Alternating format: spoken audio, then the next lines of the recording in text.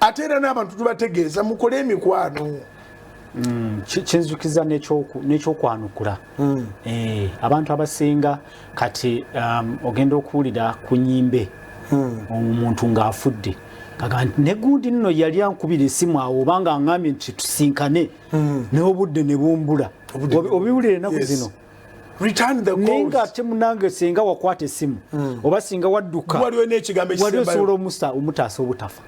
Kisoboka ekyo nakyo kati oluusi ate abantu basanga obuzibu nti bagaana okwesiga abantu ne baba generalizinga baga nti bonna babi. Bonna si babi.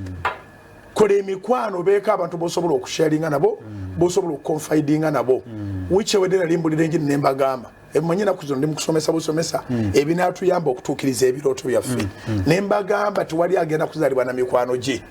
Emikwano ogenda ginoonya bunoonya ene mbagamba nti emikwano kulinga kuvuba suula ekitimba okwatiremu n'emisota okwatiremu n'ebikere okwatiremu n'ebiwuka by'omu nnyanja naye ng'ekitimba kimaze okukwasa onoolabira eyo tandika okulondamu ebyennyanja biwabadde oyagala emisota n'ebikere na biki tolina kyobyagaza. So buli muntu alina okubeera ku kampeeni y'okukola emikwano. Emikwano egyo ojja kubalaba mpola mpola ne b'otegekayo ebigambo byo nga biringanga bye byokugezesanga oyogereko n'ogwobadde weesiga ennyo labo bati kitambula oyogere n'omulala labo bati kitambula. Oli yayogera ekigambo nakisigaza ku mutima era nakigabanako naawe yaga nti emikwano beeba oluganda gwe biweerondera. Abooluganda be tuzaalibwa nabo si gw'osalawo naye emikwano gino gyennyini emikwano egiri true beeba oluganda be gwe biweerondera. So osobola okwerondera abooluganda naye nze mbeera naawe.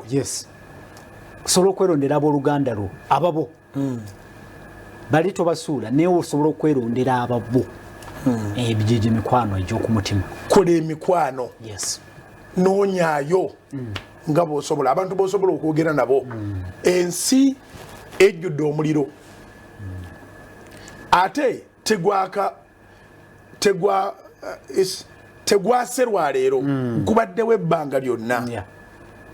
Mukama waffe Yesu agenda ogwa mu nsi nga nfunzibu era nannyonnyola n'agamba bw'ati mu Yokaana 16:33 tebyo mbibabuulidde mubeere emirembe mu nsi kubanga mu nsi mulina ennaku